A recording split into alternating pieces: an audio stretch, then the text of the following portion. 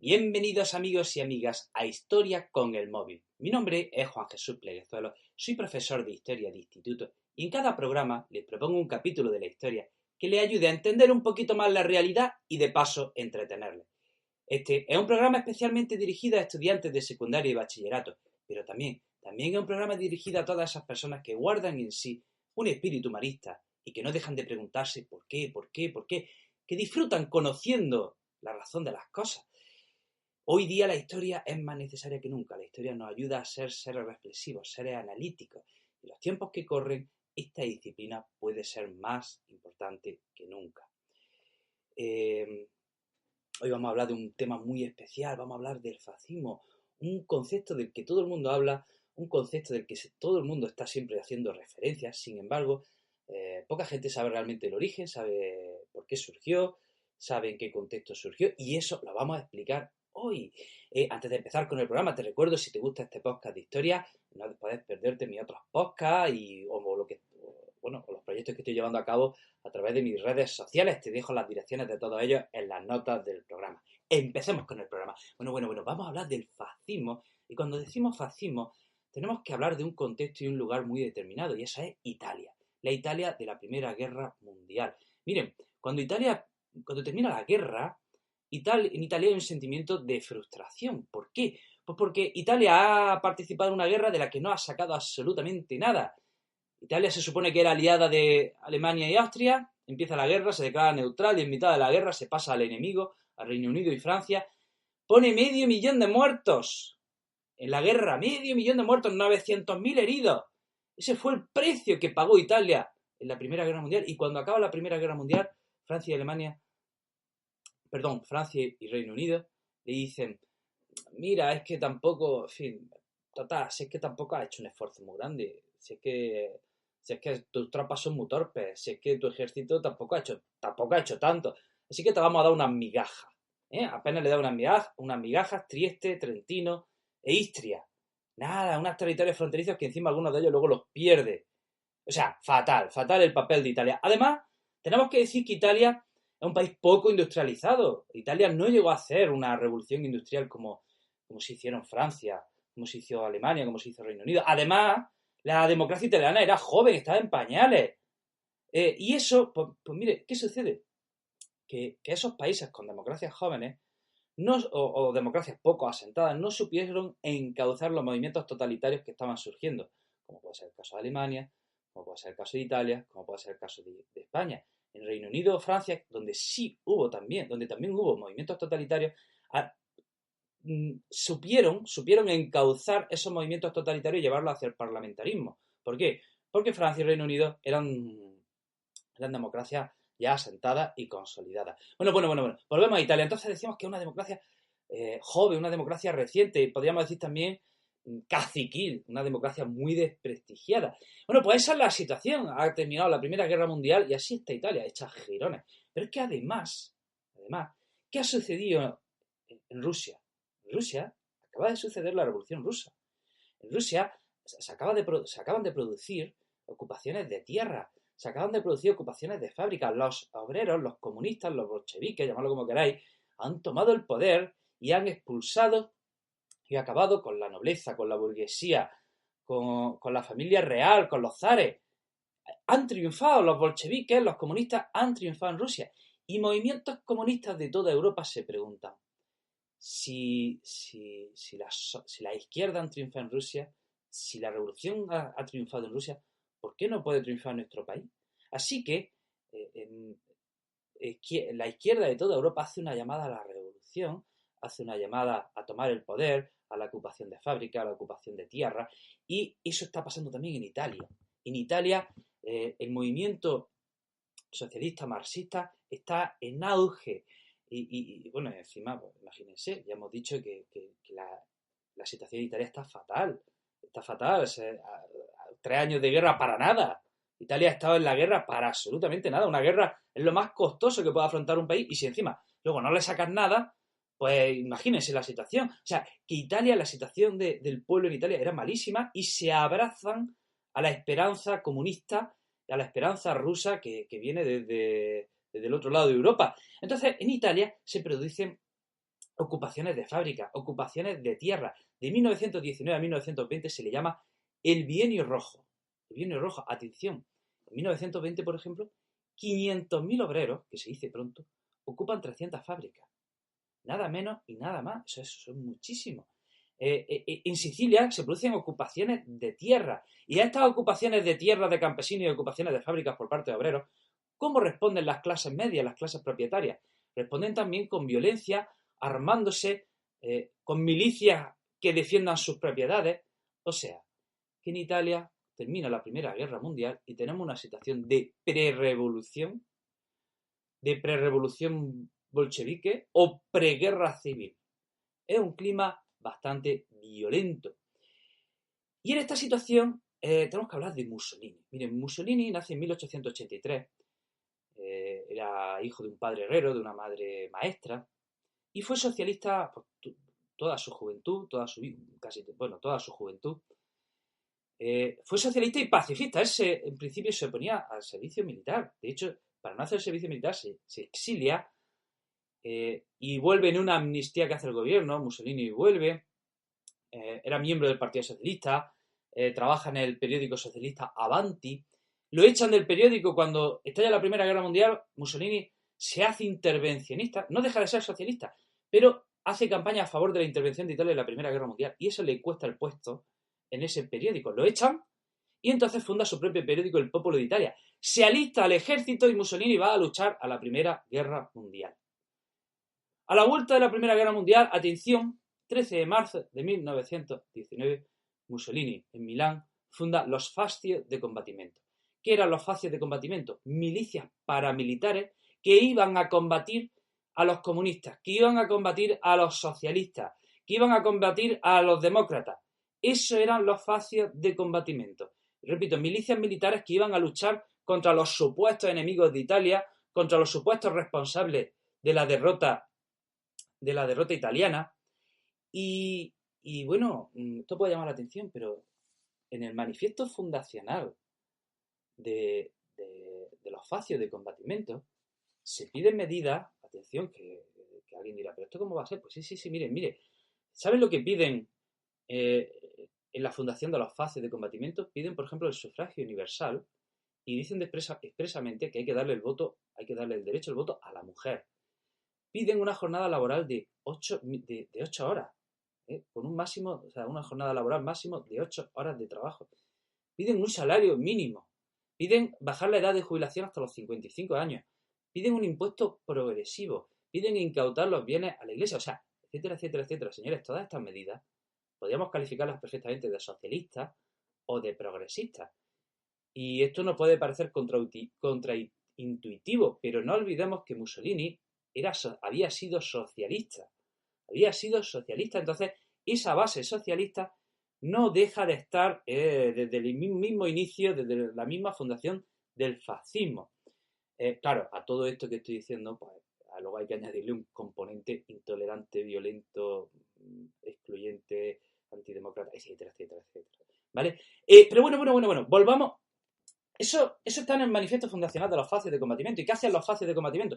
Combatían a los comunistas, a los sindicalistas, a los socialistas, pero los perseguían, los atacaban, se dedicaban a atacarle. Eran milicias paramilitares y se comportaban como si fuese un ejército. De hecho, llevaban uniforme y en ese uniforme, por ejemplo, destacaba su camisa negra que la habían cogido de las tropas de asalto que habían luchado en la Primera Guerra Mundial, los llamados Arditi. O sea, de ahí viene la camisa negra. La cogen porque era el uniforme de las tropas de asalto de las famosas Arditi que habían luchado en la Primera Guerra Mundial. Bueno, pues esas milicias se dedican a atacar a comunistas, se dedican a atacar a socialistas, a atacar locales sindicales y empiezan a tener mucho eco en toda Italia, empiezan a tener mucha recepción en toda Italia. Este movimiento de los Fasci de Combattimento, estas milicias paramilitares, se van expandiendo por toda Italia y es un movimiento que tiene mucho eco y, ojo, cuenta con la simpatía de las autoridades. Desde las autoridades policiales y militares se ve con buenos ojos esto que están haciendo los fascistas. Pero bueno, vamos a hablar qué es el fascismo, que no lo hemos dicho. ¿Qué es el fascismo? Esto es muy difícil de explicar. es más fácil decir qué no es el fascismo que decir qué es el fascismo. Vamos a intentar definir el fascismo. Miren, el fascismo es un movimiento antidemócrata. Niega la democracia, persigue la democracia, quiere terminar con la democracia. Pero también es un movimiento igualmente anticomunista. De nuevo, también quiere terminar con el comunismo. O sea, no quiere vencer al comunismo, quiere terminar con el comunismo, perseguirlo y eliminarlo. También es un movimiento anticapitalista. Niega el capitalismo, rechaza el capitalismo, quiere acabar con el capitalismo. Es un movimiento que rinde culto a la violencia. La violencia es un valor, la violencia está bien vista, la violencia es una cosa positiva para los fascistas. Y niegan, por ejemplo, la razón. El fascismo es la anti-ilustración. Si la ilustración rendía culto a la diosa de la razón, el fascismo niega la razón y antepone a la razón la violencia, el vitalismo. Hay una exaltación de la masculinidad. Eso es un valor también para los fascistas. El fascismo, por ejemplo, se rinde culto a un líder carismático, un líder que no tiene que justificar su poder, que tiene el poder y punto. Ya está, un líder carismático que viene casi a ser un caudillo, un padre, un líder espiritual. También el fascismo habla de la desigualdad entre hombres. Aquí hay una influencia quizá del darwinismo social. Unos son mejores y otros son peores, punto. Cuidado, no estoy hablando del racismo.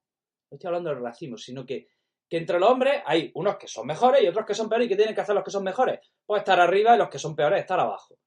Eso es el fascismo. Cree en la desigualdad entre hombres. Ensalza el valor de la juventud. Y por supuesto, el fascismo es ultranacionalista.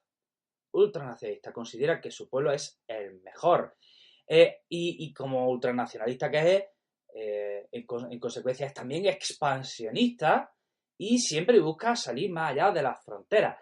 Y en concreto en Italia, tenemos que decir que el fascismo miraba a su pasado glorioso, y el fascismo miraba a la antigua Roma y era la referencia. La antigua Roma era la referencia del fascismo y era la referencia de Mussolini. Entonces, por cierto, Mussolini, hombre muy leído, hombre de historia, y sí conocía bien el pasado de Italia. Y Mussolini toma como referencia la antigua Roma y, por ejemplo, copia símbolos de la antigua Roma. Por ejemplo, el saludo con la mano alzada, que todos lo reconocemos en el nazismo y en el fascismo, no era del nazismo y del fascismo, era de la antigua Roma. Los desfiles, el águila de la legión, todos esos símbolos de la antigua Roma, Mussolini los recupera. ¿Vale? Bueno, pues todo esto es el fascismo.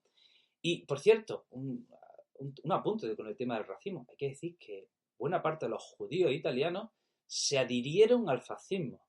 Buena parte de los judíos italianos financiaron, apoyaron y estuvieron dentro del fascismo. Hay que decir que los judíos italianos eran nacionalistas porque el movimiento de unificación italiana de los años 70 liberó a los judíos de los guetos de donde estaban y se convirtieron en ciudadanos de pleno derecho del nuevo Estado. Entonces los judíos de la Italia del comienzo del siglo XX eran judíos nacionalistas y muchos, no todos, se adhirieron al fascismo. De hecho, la mujer de Mussolini era judía. Y bueno, volvemos entonces a qué está pasando, a ese bienio rojo. Volvemos a esos choques entre milicias comunistas, entre comunistas que quieren la revolución, ocupan tierra, y los fascistas. Miren, resulta que en Cremona, una provincia italiana del norte, había pues una liga comunista que se llamaba la Liga Blanca, que había obligado a los campesinos a formar una cooperativa y le había obligado a formar una cooperativa y los propietarios pues habían tenido que aceptar, y esta Liga Blanca controlaba la producción de estos campesinos, de estos propietarios.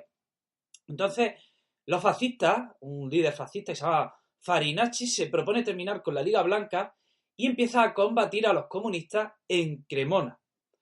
Entonces se empieza a producir choques violentos.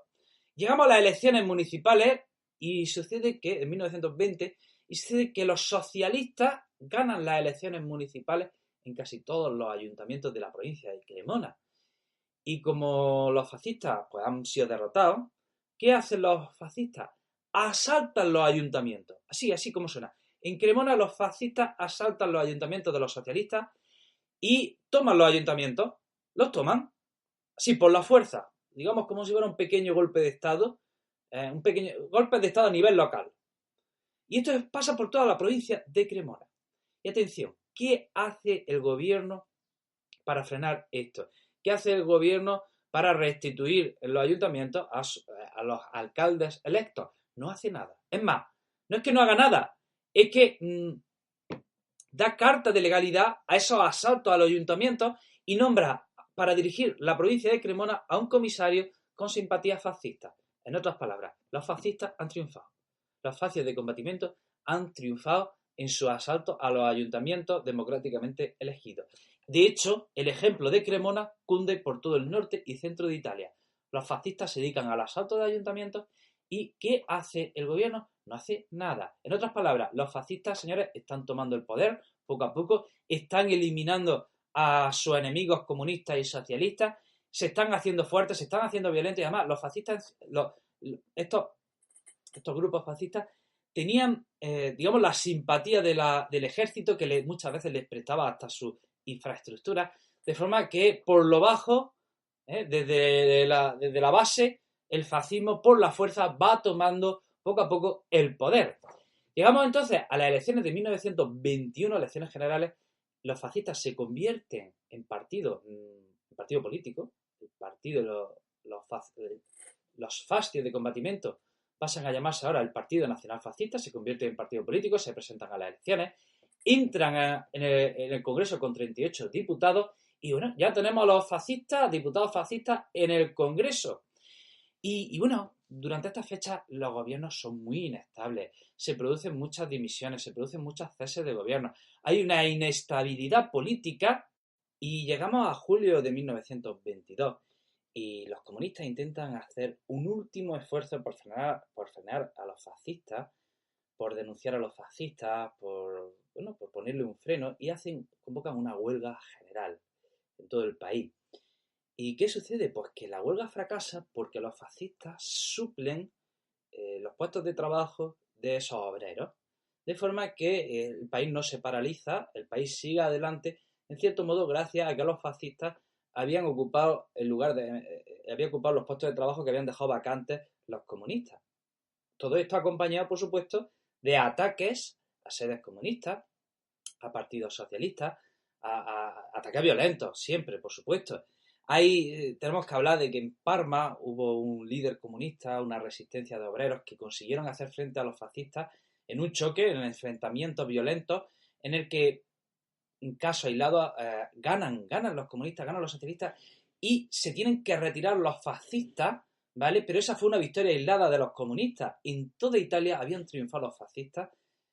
En toda Italia los fascistas hacen fracasar la huelga. ¿Y qué consiguen los fascistas en 1922 haciendo fracasar esta huelga? Consiguen ganar mucho prestigio en toda Italia. ¿Qué tenemos? Pues que en octubre, 28 de octubre, el Partido Nacional Fascista hace una llamada a todos los fascios de combatimiento de Italia para que lleguen a Roma a aclamar a su líder. Se produce la marcha sobre Roma. 25.000 camisas negras llegan el 28 de octubre a Roma para aclamar a su líder. ¿Qué hace el gobierno? Pues de nuevo, no hace nada. El gobierno no hace nada. Podría haber sacado el ejército y hacer frente a esas camisas negras, pues no hace absolutamente nada. Y Mussolini le pide al rey Víctor Manuel III que le nombre jefe de gobierno. ¿Y qué hace Víctor Manuel III? Pues lo nombra jefe de gobierno. Ojo, jefe de gobierno de coalición. Así que Mussolini, ahora ya sí, tenemos que en noviembre es nombrado jefe de gobierno en un gobierno de coalición donde tiene miembros de todos los partidos políticos, exceptuando aquellos socialistas y comunistas. Consigue, estamos en 1922, estar gobernando el primer año a base de decretos, vamos, con plenos poderes. Ojo, no se ha eliminado el Parlamento. El Parlamento sigue en funcionamiento, ¿vale? No se han eliminado los partidos políticos, sigue en funcionamiento. Pero durante ese año, Mussolini consigue gobernar por decreto. Pero bueno, Mussolini quiere todo el poder. Mussolini quiere tener todo el poder para sí, ni quiere parlamento, ni quiere leche, lo quiere todo para él, Así que tenía que eliminar pues algunos obstáculos. Entonces, ¿qué hace? En 1923 aprueba una ley que se llama la Ley Acerbo, que decía lo siguiente, que en las elecciones aquel partido que sacase más de un 25% de los votos se quedaba con 2/3 de los diputados del Parlamento. O sea, imagínense, si supera el 26% del censo electoral, o sea, si ganabas con un 26% del censo electoral, se llevaba 2/3 del Parlamento.